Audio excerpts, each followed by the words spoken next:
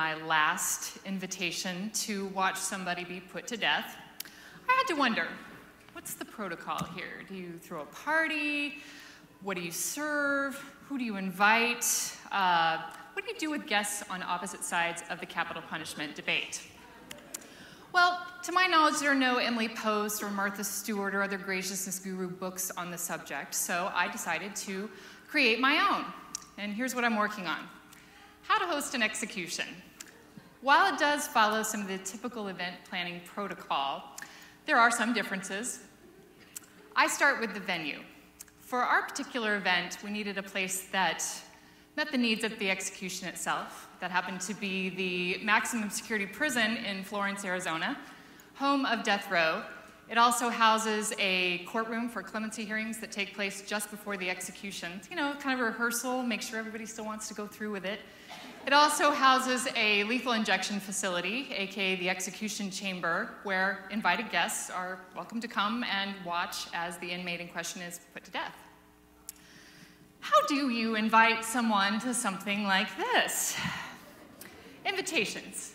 This can be delicate. You know, it is a really big deal. It's a big event, so maybe you want to go fancy, but somebody is going to die, so maybe you keep it understated, you know, leave out the confetti and party hats. I think the state does a pretty good job with their whole golden ticket thing.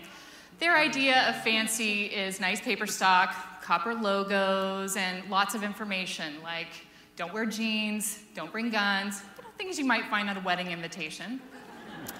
Next up, you choose your guest of honor first when you're going through your guest list. Our first guest of honor was my dad, Dr. John B. Jamison, who was a doctor, but he was also a reserve sheriff's deputy who was killed in 1982 by the next guest of honor, Anthony Chaney, who went on a day-long crime spree in my hometown of Flagstaff, wherein he shot my father repeatedly with an AR-15 rifle up to point-blank range because he didn't want to go back to prison. Dealing with the media. So I found in my case that I really don't like some journalists, even though I love being one, because they want you to fit with their idea of the story. They want you to pick sides so they know where to put you, and they're not supposed to, but they pick sides too.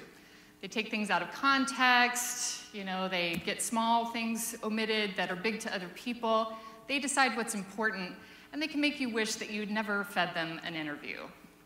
Speaking of food, while my family seemed pretty decided, they had a side that they stayed on, I was undecided. So I spent most of the time around the execution doing my own thing.